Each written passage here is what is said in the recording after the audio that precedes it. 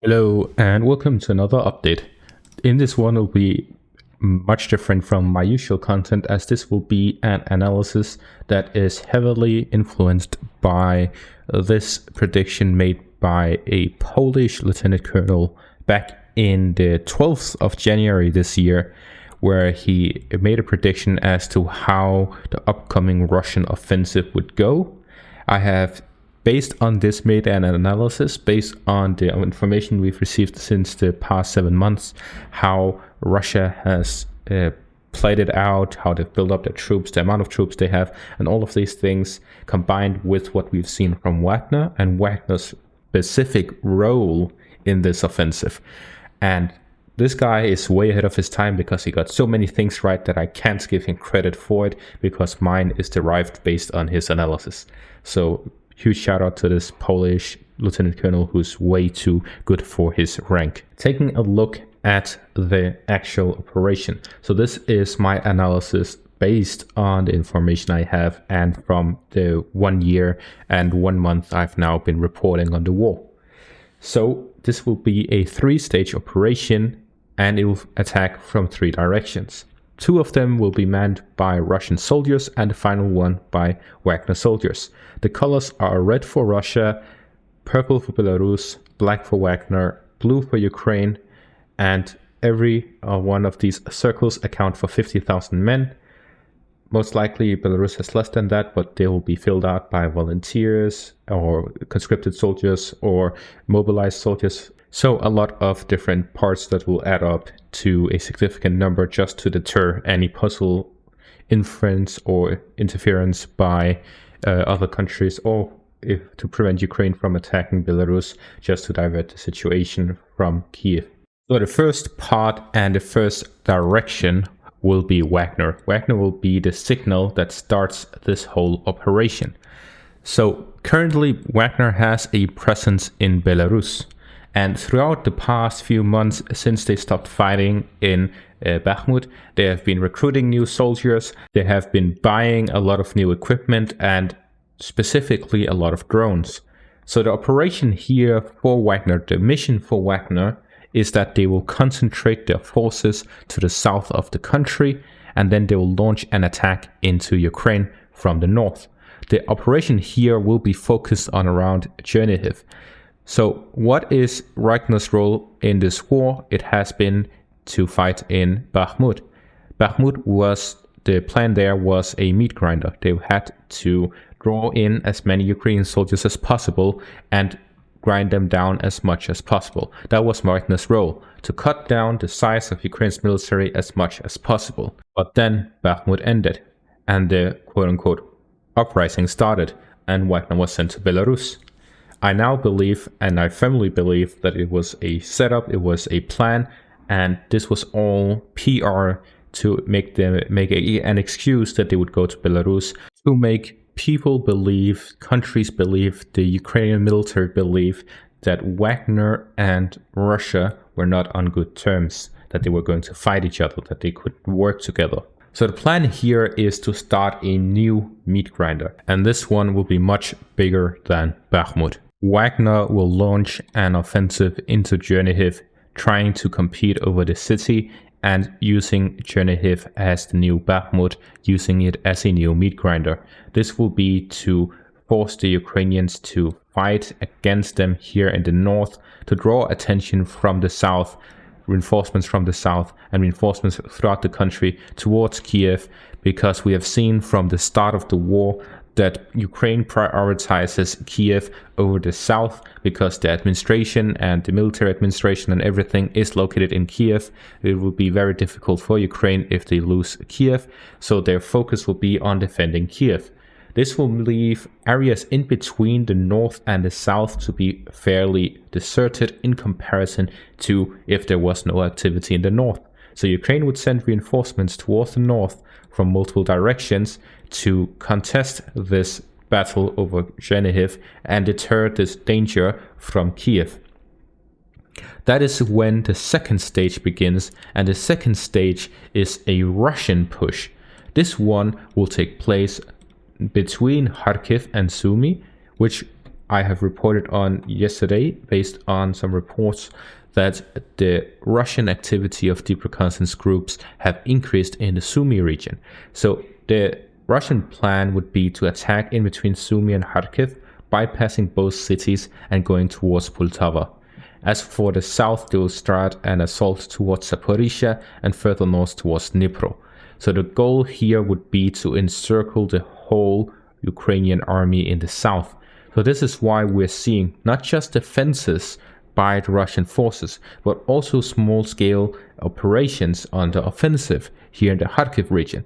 This is to draw in Ukrainian forces, and it has worked. The Ukrainians have sent multiple brigades which were meant for the offensive to this area. It is not because the Russians were afraid that the Ukrainians would break through the defensive line. It was to draw in more Ukrainian reserves to the front instead of having them in reserve to push in the Zaporizhia direction. So the goal for the Russians isn't to wait until the Ukrainian offensive ends, that they have grounded down the Ukrainian forces through the offensive. Their plan is to make as many Ukrainian brigades, as many Ukrainian soldiers, as much forces of the Ukrainian side towards the south, and more importantly, committed to the front as possible, so that when they launch their offensive, they will face minimum resistance, and most importantly, they can encircle most of the Ukrainian army in one go. Currently, about 90% of Ukraine's mechanized brigades are engaged at the front. Only 3 remain in areas around Kharkiv, Dnipro, and Zaporizhia, which are the 3 areas in which the Russian forces would be pushing in case they started an offensive.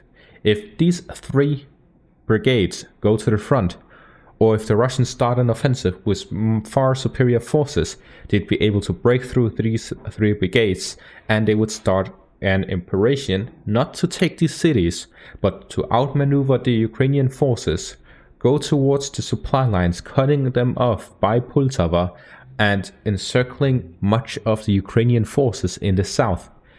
Then the third phase and final phase would be to push northwards and eastwards from this connection in between the 2 sides. This would be to push against the Ukrainian forces, attacking them from multiple directions, essentially everywhere, and their focus would be in the north to reach Kiev from the south.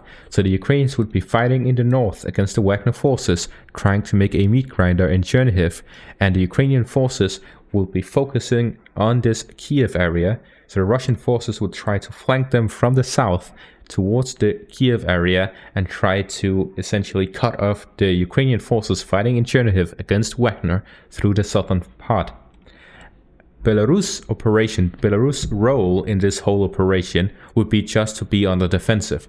Their goal would be to send forces towards Brest, towards Grodno, towards Minsk, and just in case Ukraine tries anything, operations in the west, to go into Belarus to divert Russian forces, then Belarus would be prepared with their own units in the area by the borderlands. This is why we have seen Wagner presence there training Belarusian forces. We have seen the Russian army training Belarusian forces since April of last year. So there's been constant training of Belarusian forces, but it is still a small country with few population, so they cannot build up a huge enough army to actually participate in this war between Russia and Ukraine. The participation would be minimal. What is important is using their territory to advance on Ukrainian positions. However, this puts Belarus in danger because they would be a participant in this war. So they will be using 100% of their army purely for defense, just in case any side gets any idea of interfering within Belarus. They are ready, and more specifically that their forces are trained for such operations. So most likely Belarus have never been trained for offensive operations, only for defensive operations.